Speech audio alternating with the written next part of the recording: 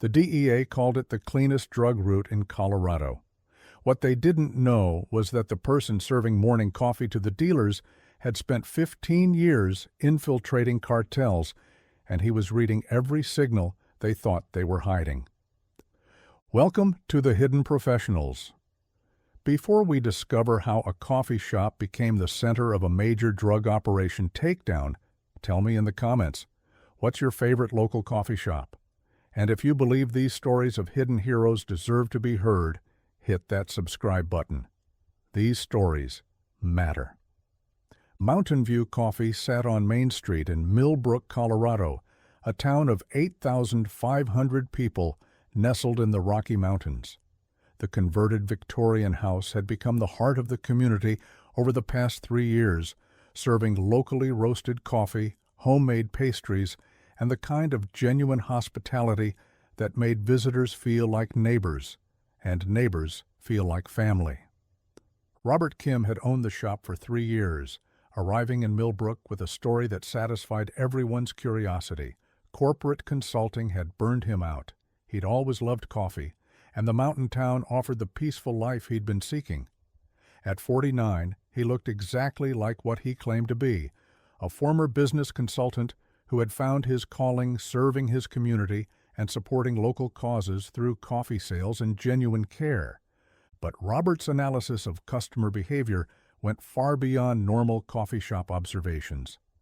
While most coffee shop owners focused on perfecting espresso shots, managing inventory, and creating welcoming atmospheres, Robert automatically analyzed customer patterns, body language, and social dynamics with the trained eye of someone who understood how criminal networks used public spaces for coordination while appearing to engage in completely innocent activities. What the residents of Millbrook didn't know was that Robert Kim had never worked in corporate consulting. For 15 years, he'd been Special Agent Robert Kim, Drug Enforcement Administration, specializing in undercover operations, cartel infiltration, and international drug trafficking networks that moved millions of dollars worth of narcotics while using legitimate businesses to coordinate distribution and avoid detection by federal law enforcement. His retirement 3 years ago had been earned through a decade and a half of some of the most dangerous undercover work in federal law enforcement. His ability to recognize criminal behavior patterns had been permanent. "Good morning, Mrs. Peterson," Robert called out as the third-grade teacher arrived for her usual Tuesday coffee. "Medium dark roast, 1 sugar, right on schedule." But his trained eye was already noting that this was the 4th Tuesday morning when certain customers had appeared at precisely timed intervals, conducting brief meetings over coffee they rarely drank, paying exclusively in cash, and exhibiting the kind of careful surveillance awareness that suggested coordination rather than coincidence.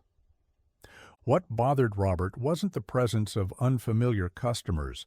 Mountain towns attracted travelers, seasonal workers, and people passing through on Interstate 70. What concerned him was the pattern of behavior that matched techniques he'd observed during cartel surveillance operations where criminal networks used innocent locations to coordinate drug distribution while maintaining operational security. Over the next month, Robert found himself conducting the kind of behavioral analysis that had characterized his DEA career. Not obvious law enforcement work, just the systematic observation of customer patterns that distinguished normal coffee shop social dynamics from criminal coordination disguised as casual encounters. The evidence was becoming clear. The suspicious customers appeared at specific intervals that allowed information exchange without extended contact. Their cash payments and brief conversations suggested coordination rather than friendship. And most concerning, Robert recognized specific behavioral patterns and communication techniques that indicated professional drug trafficking rather than casual social interaction. "Robert," said Mike Rodriguez, the construction foreman who stopped by every morning before work, "you've got some interesting new customers lately. Not the usual mountain town crowd." Robert had served coffee to all of them, observing details that coffee shop owners might notice for customer service, but that also provided intelligence about criminal operations when analyzed by someone with investigation experience.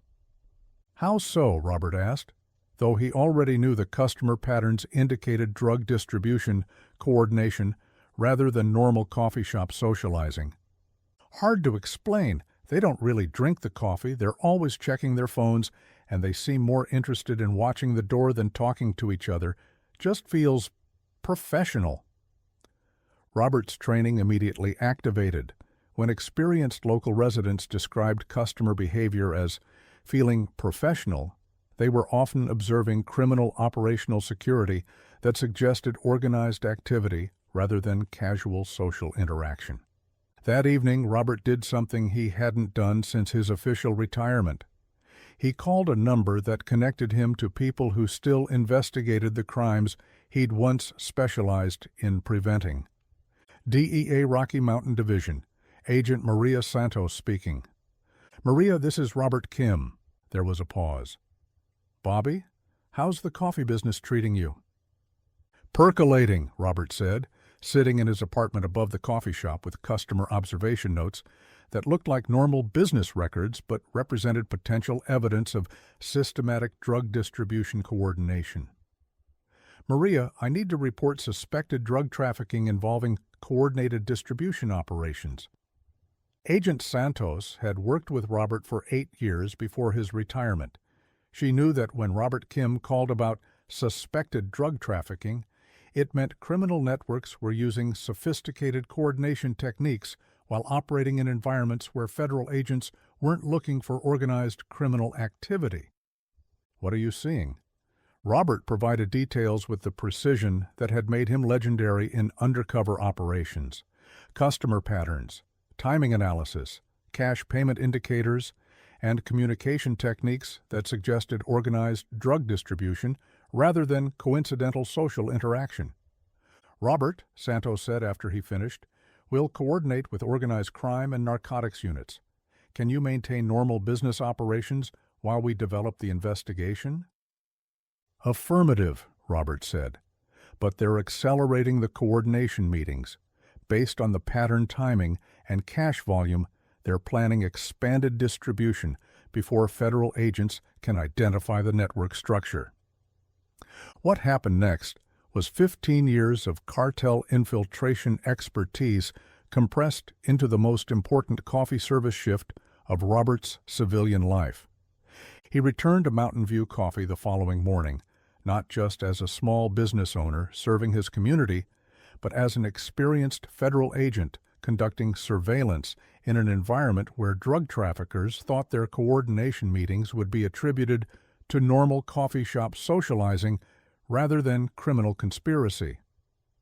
Over the next 6 weeks, Robert coordinated with Agent Santos's team to document comprehensive drug distribution involving fentanyl trafficking, coordinated delivery schedules, and systematic distribution that endangered local families while generating illegal revenue worth over $50,000 weekly through Millbrook's position on Interstate 70. "We've arrested 8 suspects, including the primary local distributor," Santos told him during a briefing at the coffee shop after the operation concluded. "The trafficking network was coordinating fentanyl and cocaine distribution from Denver to rural communities while using your coffee shop as a neutral meeting location for operational planning." "Community safety impact?" Robert asked. "The drug network was specifically targeting local high schools for fentanyl distribution, using the coffee shop meetings to coordinate delivery schedules and payment processing, while avoiding detection by local law enforcement who weren't monitoring for organized trafficking operations."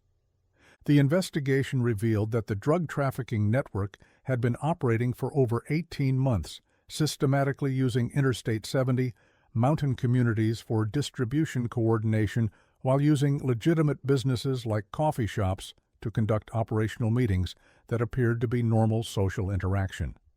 Local news covered the story as a major drug trafficking bust by federal authorities, with no mention of the coffee shop owner who had recognized the criminal patterns or the undercover operations veteran who had provided the expertise that protected both the community and local families from criminals who used public spaces as coordination centers for drug distribution. A few weeks later, the DEA approached Robert about developing enhanced surveillance protocols for small businesses along major drug trafficking routes. "Mr. Kim," said DEA Regional Director Patricia Williams, "we understand you have extensive experience in customer service and behavioral pattern analysis." Robert looked around Mountain View Coffee, where local families could enjoy morning coffee knowing they were gathering in a place dedicated to community building rather than criminal coordination, where local students could study safely rather than being targeted by fentanyl distributors. "Some," he said simply, "we'd like to implement enhanced reporting procedures for businesses along trafficking corridors to recognize coordination indicators. Would you be willing to help develop those protocols?" "Of course," Robert replied. "Protecting communities from drug trafficking requires recognizing when public spaces are being used for criminal coordination rather than legitimate social interaction, especially when family safety is involved." What the DEA director didn't know was that she'd just asked one of the agency's most experienced undercover agents to design detection systems for protecting small businesses from exactly the kind of drug trafficking coordination Robert had spent his career infiltrating and dismantling. Robert never told the residents of Millbrook about his DEA background or the cartel operations he'd infiltrated. He never mentioned the trafficking networks he'd dismantled or the criminals he'd helped convict for distributing drugs that killed innocent people and destroyed families. He just served coffee every morning, supported local fundraisers and community events, and quietly watched for behavioral patterns that indicated drug traffickers were using public spaces for coordination while endangering the families who trusted their local businesses to provide safe gathering places for community life. But word spread through federal law enforcement circles that if anyone noticed unusual customer patterns or suspected trafficking coordination in small mountain communities, they should probably consult with the owner of Mountain View Coffee, not officially, of course, just as a professional courtesy to someone who understood how drug networks operated. Every morning from 6 a.m. to 6 p.m., Robert continued his business operations. He served coffee that brought the community together, supported local causes that strengthened family life, and monitored customer interactions with the kind of analytical observation that had kept him at the forefront of federal drug enforcement for a decade and a half. Most mornings, the biggest challenge was perfecting espresso shots and ensuring that every customer felt welcomed and valued in a space dedicated to community building. But some mornings, when his trained instincts recognized patterns that indicated criminal coordination, Robert Kim was exactly where he needed to be, between innocent families and criminals who would use public spaces to distribute drugs while endangering the communities that trusted local businesses to provide safe environments for daily life. Because that's what you do when you've spent your career infiltrating drug cartels. You don't stop protecting communities when you retire. You just find a new way to ensure that local businesses serve families rather than criminal organizations. And sometimes the most important drug enforcement in a region is provided by someone who looks like they're just serving morning coffee, but who knows exactly what trafficking coordination looks like and refuses to let drug dealers endanger families in any community he serves. Robert had spent 15 years infiltrating criminals who used sophisticated coordination techniques to distribute drugs while destroying communities and families. Now he spent his retirement ensuring that one coffee shop remained a place where families gathered safely rather than where criminals coordinated operations designed to target local children with fentanyl distribution. The mission was the same. The criminals were the same.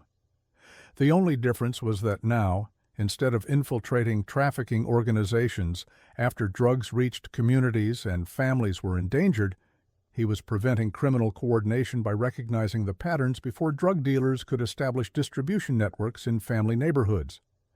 And every morning, as local families enjoyed coffee in a space dedicated to community building, Robert Kim worked with the eyes and experience of someone who knew the difference between normal social interaction and criminal coordination, ready to protect both the families and the community that depended on local businesses remaining focused on serving neighbors rather than providing cover for drug trafficking operations. So the next time you visit your favorite local coffee shop, remember that the person serving your morning coffee might have expertise far beyond customer service. The owner ensuring your family's safety might be the same person who spent their career infiltrating criminals who distribute drugs to destroy communities while using legitimate businesses as coordination centers. Have you ever met someone like Robert? Someone whose small business perfectly positioned them to protect families using their professional expertise? Share their story in the comments below. Tell us about the quiet professionals who never stop ensuring that local businesses serve communities rather than criminal organizations. Thank you for watching The Hidden Professionals. If this story moved you, subscribe and share it with someone who believes in protecting families from drug trafficking. Because the world needs more people like Robert Kim, professionals who understand that some protection is too important to end with retirement. Until next time, remember that guardians come in all forms. Sometimes they wear federal badges and infiltrate cartels. Sometimes they serve coffee and monitor customer behavior. But they're always protecting communities from drug dealers, always ensuring that families gather safely rather than being targeted by criminal organizations, always ready to recognize when public spaces are being used as weapons against communities rather than centers for family life. And sometimes the most important drug enforcement in your community comes from someone who spent their career learning exactly how trafficking networks operate and refuses to let criminals endanger families in any community he calls home.